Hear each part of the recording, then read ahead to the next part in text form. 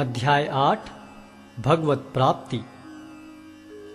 अर्जुन ने कहा, हे भगवान, हे पुरुषोत्तम, ब्रह्म क्या है, आत्मा क्या है, सकाम कर्म क्या है, यह भौतिक जगत क्या है तथा देवता क्या है? कृपा करके यह सब मुझे बताइए।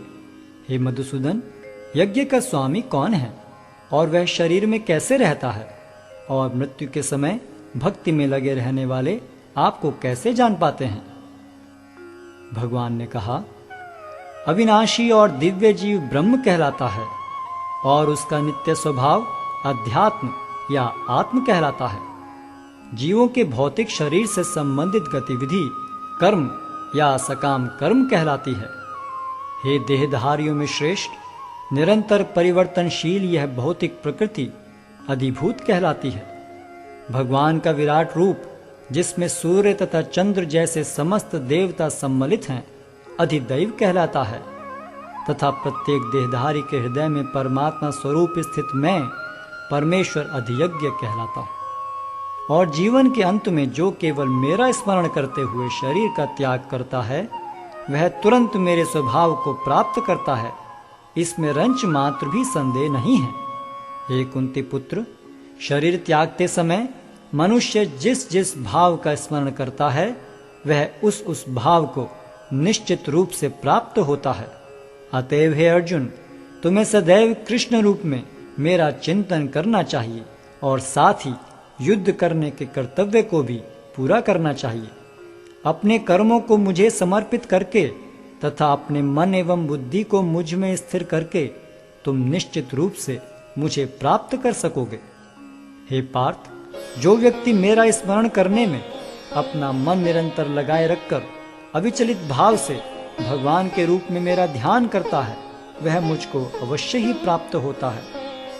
मनुष्य को चाहिए कि परम पुरुष का ध्यान सर्वज्ञ, पुरातन, नियंता, लघुतम से भी लघुतर, प्रत्येक का पालन करता, समस्त भौतिक बुद्धि से परे, अचिंत्य तथा नित्य पुरुष के रूप में करे।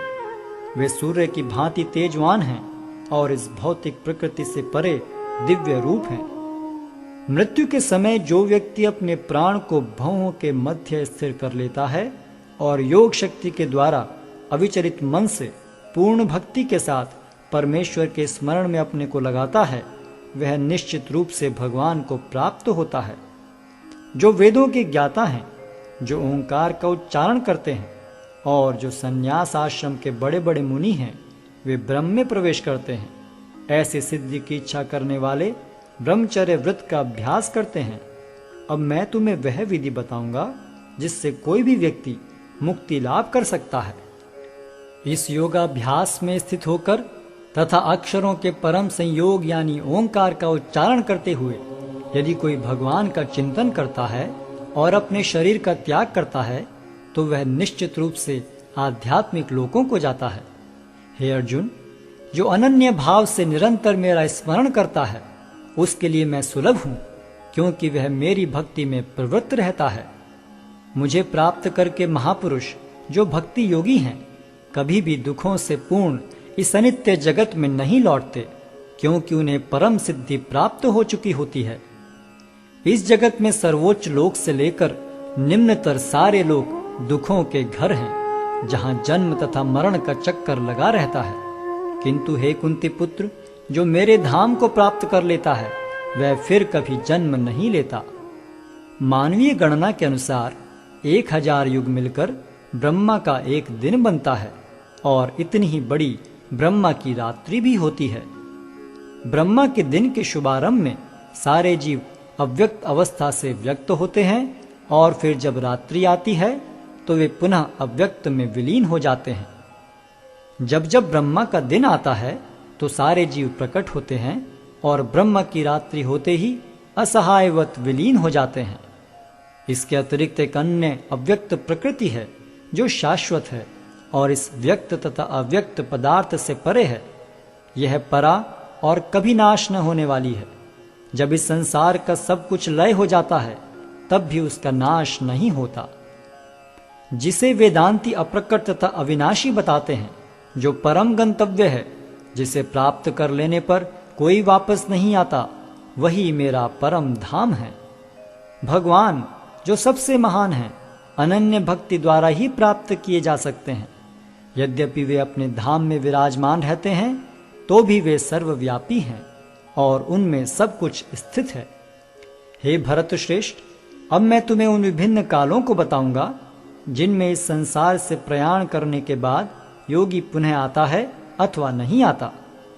जो पर ब्रह्म के ज्ञाता हैं, वे अग्निदेव के प्रभाव में, प्रकाश में, दिन के शुभ क्षण में, शुक्ल पक्ष में या जब सूर्य उत्तरायण में रहता है, उन 6 मासों में इस संसार से शरीर त्याग करने पर उस पर ब्रह्म को प्राप्त करते हैं। जो योगी धुएं, रात्रि, कृष्ण पक्ष में या सूर्य के दक्षिणायन रहने के 6 महीनों में दिवंगत होता है, वह चंद्रलोक को जाता है, किंतु वहां से पुनः चला आता है। वैदिक मतानुसार इस संसार से प्रयाण करने के 2 मार्ग हैं, एक प्रकाश का तथा दूसरा अंधकार का। जब मनुष्य प्रकाश के मार्ग से जाता है तो वह वापस नहीं आता, किंतु अंधकार के मार्ग से जाने वाला पुनः लौट कर आता है। हे अर्जुन, यद्यपि भक्तगण इन दोनों मार्गों को जानते हैं, किंतु वे मोहग्रस्त नहीं होते, अतः तुम भक्ति में सदैव स्थिर रहो। जो व्यक्ति भक्ति मार्ग स्वीकार करता है, वह वेदाध्ययन, तपस्या, दान, दार्शनिक तथा सकाम कर्म करने से प्राप्त होने वाले फलों से वंचित नहीं होता।